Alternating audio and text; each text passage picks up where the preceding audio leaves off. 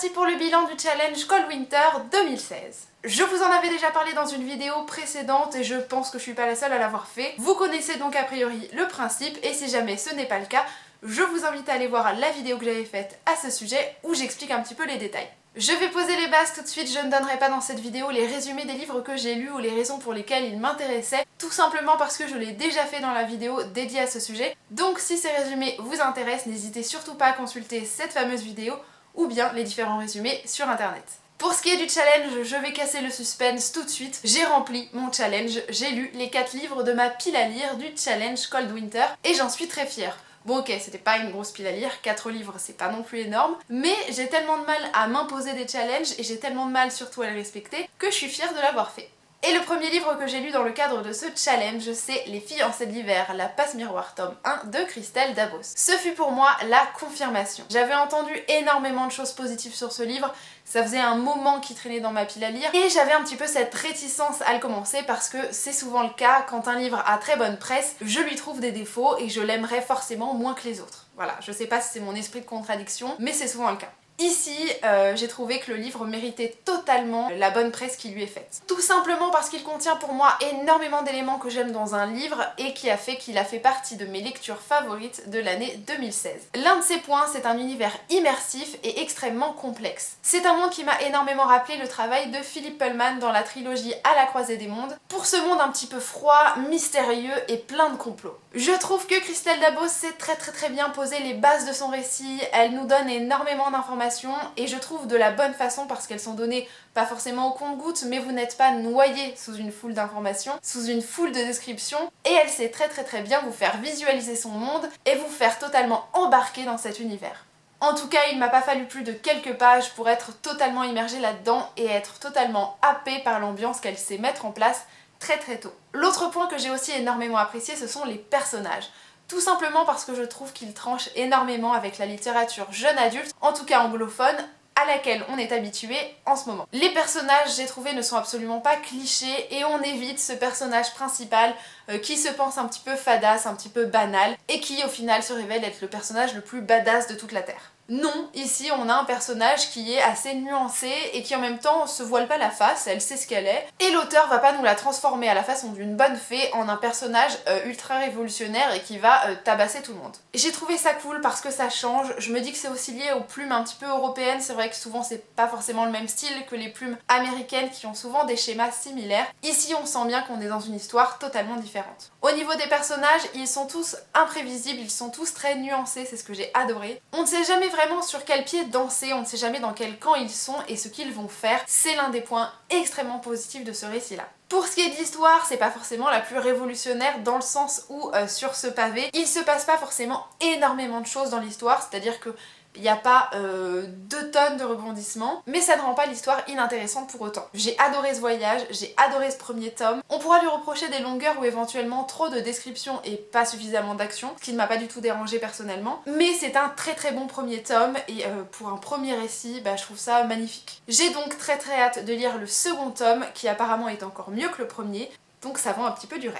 Second livre lu dans le cadre du challenge, c'était Stealing Snow de Daniel Page. Et là, ce fut la déception. C'était probablement l'un des livres qui vous avait le plus intrigué dans la vidéo de présentation et c'est aussi celui que j'attendais le plus. Et malheureusement, il n'a pas du tout relevé le défi. Ce qui me peine énormément parce que j'aime beaucoup le travail de cet auteur pour la saga Dorothy Must Die, en tout cas le premier livre. Et là, malheureusement, j'ai rien retrouvé de ce que j'avais déjà apprécié dans les différents travaux de l'auteur. Et c'est bien dommage parce que le potentiel de l'histoire était là, l'univers pouvait se révéler extrêmement intéressant, extrêmement complexe, on aurait pu faire beaucoup de choses dedans, et l'auteur nous a pondu une histoire qui n'a ni queue ni tête. On nous présentait un univers assez sombre, assez mystérieux, rempli de dangers, avec un personnage qui n'était pas banal, puisqu'elle sort tout juste d'un asile psychiatrique. Donc bon, elle y est depuis sa plus tendre enfance, on se doute bien qu'elle n'est pas forcément saine d'esprit, ou en tout cas on a voulu le lui faire croire, mais quoi qu'il arrive, c'est pas un personnage classique, et je trouvais ce point de vue extrêmement intéressant. L'univers fantastique dans lequel on est transporté par la suite est aussi plutôt cool, il est très sombre là encore, il contient plein de dangers, il contient plein de mystères, et j'aurais apprécié que l'auteur sache révéler le potentiel de tout ça. Malheureusement, elle nous a pondu une histoire qui n'a ni queue ni tête. Tout simplement parce que les personnages, et en tout cas le personnage principal, est trimballé d'une histoire à une autre, d'un univers à un autre, et ne semble pas du tout s'en formaliser. Si elle est un petit peu perdue au début, si elle se pose un petit peu des questions à certains moments, elle semble très vite s'accommoder de certaines situations,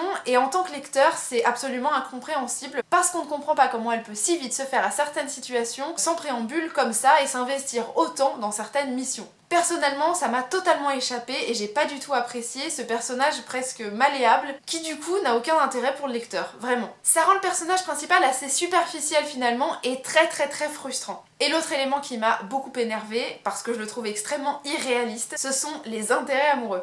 Alors vous le savez, dans la littérature jeune adulte, en tout cas anglophone, on a très souvent l'habitude d'avoir un intérêt amoureux dans une histoire, surtout la littérature jeune adulte. Je ne sais pas pourquoi, ça semble faire partie du cahier des charges d'une bonne histoire jeune adulte. Ce qui ne me plaît pas forcément, parce que j'y trouve pas forcément d'intérêt, surtout que ça sert pas forcément l'histoire à chaque fois. Et ici, je crois qu'on a atteint des sommets. Tout simplement parce que le personnage principal n'a pas un seul intérêt amoureux, ou aller un deuxième parce qu'on a l'habitude des petits triangles amoureux très énervants. Ici, on a carrément un quatuor amoureux. Et oui, Daniel Page ne fait rien comme tout le monde. Ça m'a énormément énervée parce que c'est absolument pas réaliste. Tout simplement parce que le personnage principal ne côtoie que quelques instants certains personnages et hop, immédiatement elle est amoureuse, donc déjà c'est pas réaliste, hein, je trouve ça irréaliste, même dans le cadre d'une réécriture de conte, là c'est plus possible. Mais en plus, ça semble prendre beaucoup plus de place que finalement le cœur de l'histoire. Donc à partir de ce moment-là, moi si je tombe dans une romance là où on m'avait vendu une réécriture de conte, bah je suis un petit peu moins séduite. Je me suis donc forcée à terminer ce livre, j'ai failli l'abandonner à plusieurs reprises, mais j'ai voulu tenir bon et savoir ce qu'il en était jusqu'au bout. Il s'agira probablement d'une trilogie et je ne lirai pas les tomes suivants, je m'arrête au premier, ça m'a suffi. J'ai ensuite lu Black Eyes de Becca Fitzpatrick. Et à l'inverse de Stealing Snow, ce fut plutôt une bonne surprise. Tout simplement parce que quand j'ai découvert le résumé français de ce livre, j'ai eu très peur. On y faisait référence à une éventuelle romance un petit peu chelou, alors il y en a une, hein, je vous le cache pas, mais je m'attendais à tellement pire qu'au final j'ai été plutôt bien surprise.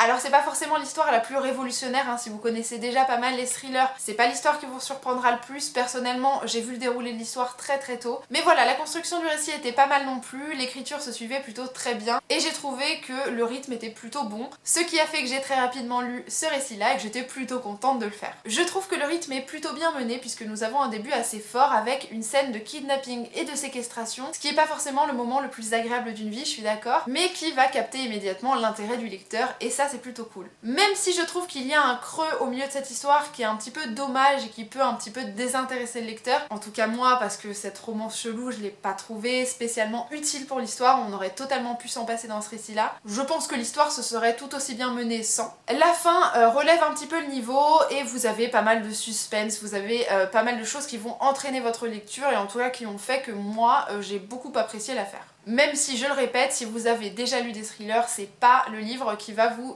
complètement retourner le cerveau. En revanche, si vous n'avez jamais lu de thriller, je trouve que c'est pas mal pour commencer, en tout cas pour de la littérature jeune adulte. On y trouve certaines bases assez sympathiques et l'ambiance y est assez sombre, ce que j'ai beaucoup apprécié. À mon sens, les bémols de ce livre seront donc la partie romance qui n'était pas du tout nécessaire à l'histoire et l'épilogue que j'ai trouvé bien trop long. Alors je ne sais pas si c'était pour faire un pied de nez au thriller habituel où les épilogues sont très courts, mais là je pense qu'on aurait pu retirer 10 pages, facile. Et enfin, dernier livre lu dans le cadre de ce challenge, c'était La Route de Cormac McCarthy. Alors j'avais un petit peu peur avant de commencer ce livre de m'ennuyer parce que je connaissais déjà l'adaptation au cinéma de ce bouquin-là. Je connaissais donc plus ou moins l'histoire, même si ça faisait très longtemps que je l'avais vu. J'avais peur de m'ennuyer, de me dire que ça allait faire redondance, et au final, j'ai passé un très bon moment avec ce livre-là. Alors même si on se retrouve dans un univers post-apocalyptique qui est de base très sombre, on est avant tout finalement dans un voyage initiatique. Vous ne trouverez pas dans ce récit-là un suspense de malade, des frissons qui vont vous parcourir tout le corps. C'est pas forcément l'objectif du livre, même si franchement certains passages